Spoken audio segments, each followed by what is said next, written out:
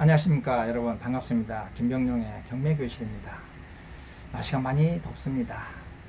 건강 유의하시기 바랍니다. 오늘은 아파트 입주권과 분양권에 대해서 많은 분들이 잘 이렇게 모르시고 혼동하고 계시더라고요. 그래서 오늘은 입주권과 분양권에 대한 공통점, 다른 점에 대해서 그 개념 정리를 좀 해볼까 합니다. 자, 시작하겠습니다. 아파트 입주권과 분양권의 다른 점. 첫 번째는 권리 부분입니다. 권리요. 아파트 입주권과 아파트 분양권은요, 공통점은 권리가 있습니다. 어떤 권리냐?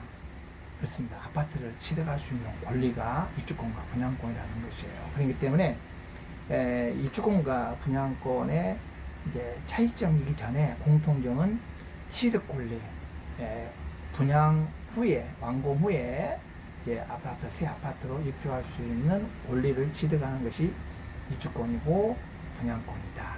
그러면 아파트 입주권과 분양권하고의 차이점은 어떤 것인가요? 아파트 입주권은요, 재개발, 재건축을 통해서 조합원 분양권을 우리가 입주권이라고 얘기를 합니다. 쉽게 얘기하면. 분양권은 뭐냐? 조합원 배정 물량 외에 일반 분양 물량이 분양권이에요. 분양권.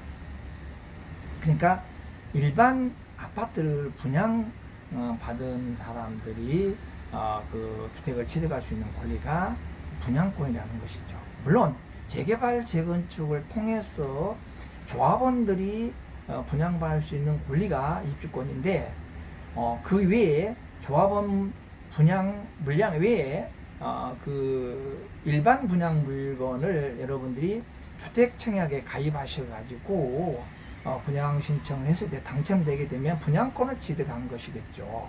비단 재개발, 재건축의 이응여 물량이 아니라 택지개발이라든가 도시개발법에 의해서 어떤 분양할 경우는, 아파트를 분양할 때는 거기에 대한 주택 청약 그 저축에 가입한 사람 분양 신청해서 분양에 당첨되게 되면 공공택지든 또 민간택지 분양에 의해서 우리가 분양권을 취득하죠. 이때 분양권이란 말을 자꾸 쓰죠.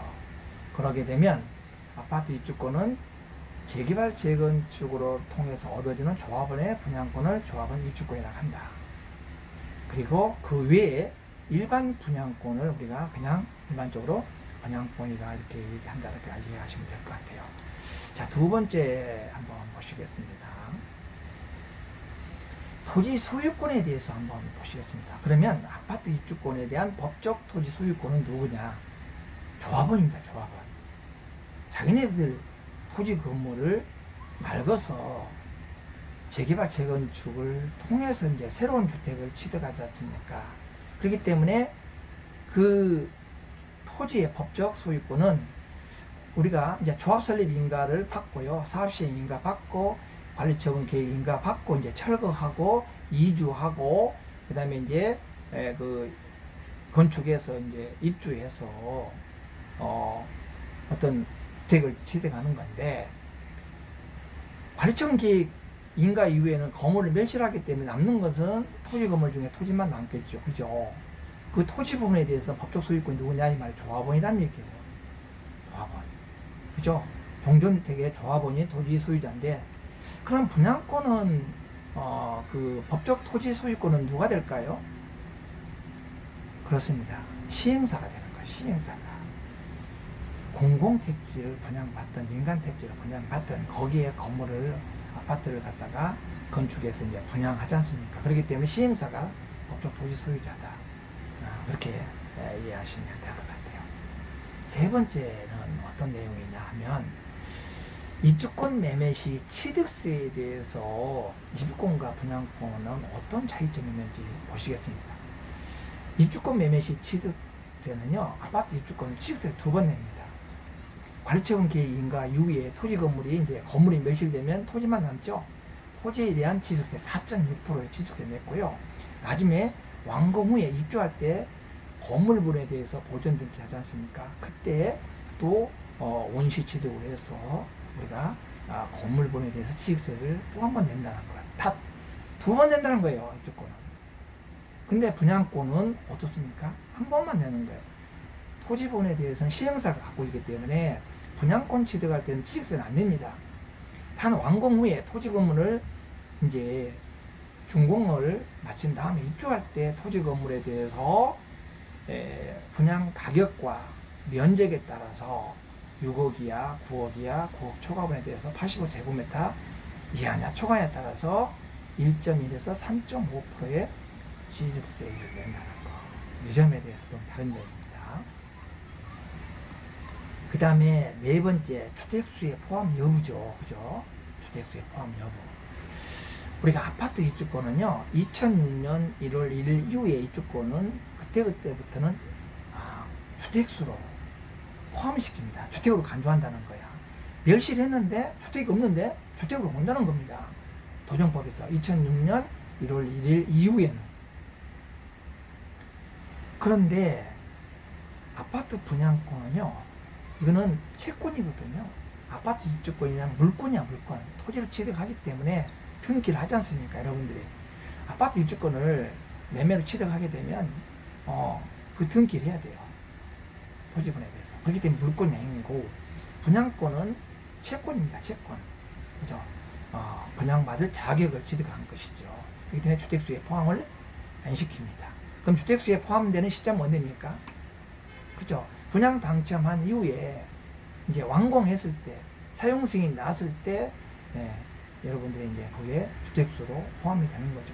등기하게 되면 그때 이제 주택으로 간주한다는 거죠. 그 전까지는 채권이기 때문에 주택으로 보지 않는다.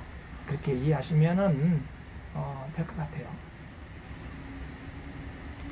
그 다음에 다섯 번째는 이제 뭐 아파트 입주권은 주택으로 간주를 하기 때문에 1주택하고요. 그 다음에 분양권, 1주택하고 입주권. 자, 1주택하고 입주권을 갖고 있다. 그러면 2주택자죠. 세법상에는요. 그래도 과세합니다. 과세를 해요. 그러니까 이제 우리가 1세대 1주택에 한해서만 비과세 요건을 갖추면 9억 이하 2년 보유하게 되면 우리가 비과세를 받아요. 근데 2주택자이기 때문에 과세다. 비과세가 아니다. 한 채는 선양도한 부분에 대해서는 우리가 이제 과세를 한다. 조정지역에서는 중과세합니다. 그러나 아파트 분양권은 주택으로 포함이 안 되기 때문에 분양권 플러스 일반 주택 하나 갖고 계시다면 일반 주택을 양도했을 때는, 매도했을 때는 분양권은 주택으로 보지 않기 때문에 1세대 2주택의 비과세 요건을 갖추면 비과세한다. 그러니까 지금 연장이죠. 입주권은 주택수에 포함되냐 안 되냐. 포함됐을 때의 세금 부분이요, 소득세법상에서 양도세 중과냐 아니면은 1세대 1주택자로서 인정받아서 비과세 받느냐, 그 차이점이 크겠죠. 그 다음에 이제 여섯 번째, 입주권과 1주택을 보유할 때 조정지역이죠. 조정지역. 서울은 다 조정지역에 포함이 되죠. 네, 조정지역에 25개 자치구가 다 조정지역에 포함이 됩니다. 그 다음에 과천이라든가 세종시, 그 다음에 조정지역은 경기도도 많이 포함되죠. 경기도에 남양주, 하남, 성남, 동탄이라든가 고양, 그 다음에 광명, 과천이 조정지역에 포함되어 있죠. 서울의 25개구 자치구가 조정지역에 포함되어 있고요. 경기도는 7군데가 추가로 또 이제 분당도 많이 포함되어 있긴 한데, 이렇게 조정지역에 포함됐을 때 이거는 이제 중과세 한다는 거죠. 1세대 1주택자를 종전주택을 팔게 되면 일반주택, 입주권하고 일반주택이 있는데 일반주택을 팔게 되면 1세대 2주택이니까 우리가 6에서 42%가 초과 누진세율, 일반세율을 합니다. 거기에 플러스 10%를 더 가산해서 2주택자는 중과한다는 뜻이에요. 3주택자는 20%를 가산합니다. 조정지역 내에서는요. 이제. 그래서 이번에 파리 부동산 종합대책이라든가 9.13 부동산 종합대책에서 이렇게 그 투기 수요를 차단하기 위해서 규제를 하는 것이죠. 그 다음에 이제 아파트 분양권 같은 경우는 우리가 조정지역 내에서는 분양권은 주택수에 포함되지 않기 때문에 비과세 요건을 갖추시면은 비과세 받고요.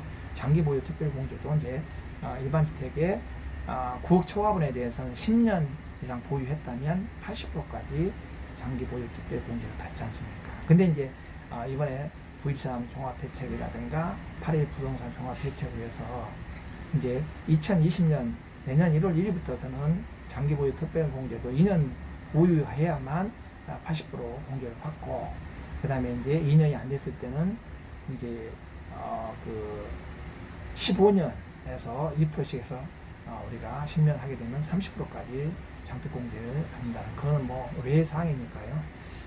이렇게 하시면 될 것 같아요. 그 다음에 7번째 한번 보실까요? 보유기간의 과세네요. 입주권은 1년 미만을 보유하고 팔았을 때, 1년 미만에 보유하고 팔 때는 40%입니다. 주택도 마찬가지죠. 토지는 50%, 1년 미만은, 2년 미만은 40%, 2년 이상 됐을 때 6에서 42%의 일반 세율이죠. 초과 누진 세율을 계산하기 위해서 양도할 때 계산세를 그렇게 계산하는 거고요. 그래서 입주권도 주택과 똑같이 1년 미만은 40%, 1년 이상일 때는 6에서 42% 초과 누진 세율을 산정한다. 이렇게 이해하시면 될 것 같아요. 그런데 분양권은 다릅니다. 분양권은 2년 미만을 보유할 때는 50%. 그 다음에 이제 1년 미만은 50%, 2년 미만은 40%. 그 다음에 2년 이상일 때는 6에서 42%의 일반 세율을 적용한다는 것. 단 조정지역 내에서는요, 보유 기간과 상관없이 분양권을 우리가 전 냈을 때는 50%의 중간 과세한다는 거, 50%예요. 그 점에 대해서 좀 여러분들이 알고 계셔야 될 것 같다는 생각이 듭니다. 어떻습니까? 입주권과 분양권. 만약 혼용해서 쓰고 혼돈도 되고 그렇습니다만, 조합원의 어떤 입주권과 분양권 주택수에 포함되냐 안 되냐, 그 점이 제일 중요한 것 같아요. 그 다음에 이제 우리가 이제 분양권과 그 입주권도 무주택수에서 이제 제외됐죠. 9.13 종합대책에 의해서. 그래서 이제 분양권이나 입주권을 갖고 계신 분들이 그 무주택자에서 제외돼서 불이익이 있다는 점 참고하시면 될 것 같아요. 오늘은 그 아파트 입주권과 분양권에 대해서 공통점과 다른 점에 대해서 같이 살펴봤습니다.